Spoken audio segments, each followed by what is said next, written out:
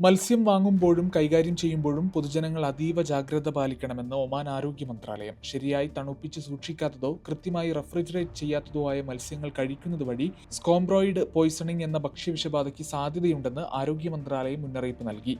ചില മത്സ്യങ്ങൾ ആവശ്യത്തിന് തണുപ്പിച്ച് സൂക്ഷിക്കാതിരിക്കുമ്പോൾ അവയിൽ ഉയർന്ന അളവിൽ ഹിസ്റ്റമിൻ എന്ന വിഷാംശം രൂപപ്പെടും.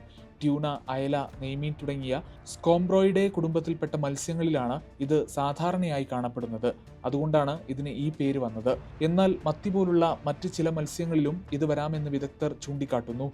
സാധാരണ ബാക്ടീരിയൽ ബാധകളിൽ നിന്ന് വ്യത്യസ്തമായി ഈ വിഷാംശം മത്സ്യം പാകം ചെയ്ത ശേഷമോ ഫ്രീസ് ചെയ്ത് സൂക്ഷിച്ച ശേഷമോ പോലും നശിച്ചു പോകില്ല എന്നത് ഇതിന്റെ അപകട സാധ്യത വർദ്ധിപ്പിക്കുന്നു. വിഷാംശമടങ്ങിയ മത്സ്യം കഴിച്ച് മിനിറ്റുകൾക്കകം അലർജിക്ക് സമാനമായ ലക്ഷണങ്ങൾ ഉണ്ടാക്കിയേക്കാം.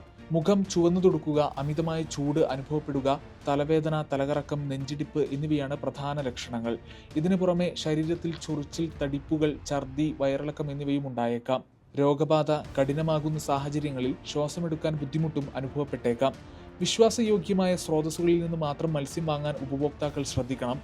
മത്സ്യം വാങ്ങുമ്പോൾ അത് നല്ല ഐസിലിട്ട് സൂക്ഷിച്ചതാണെന്ന് ഉറപ്പാക്കുക. മത്സ്യത്തിന്റെ മണം, രുചി, രൂപം എന്നിവയിൽ എന്തെങ്കിലും മാറ്റം ശ്രദ്ധയിൽപ്പെട്ടാൽ അവ വാങ്ങരുത്.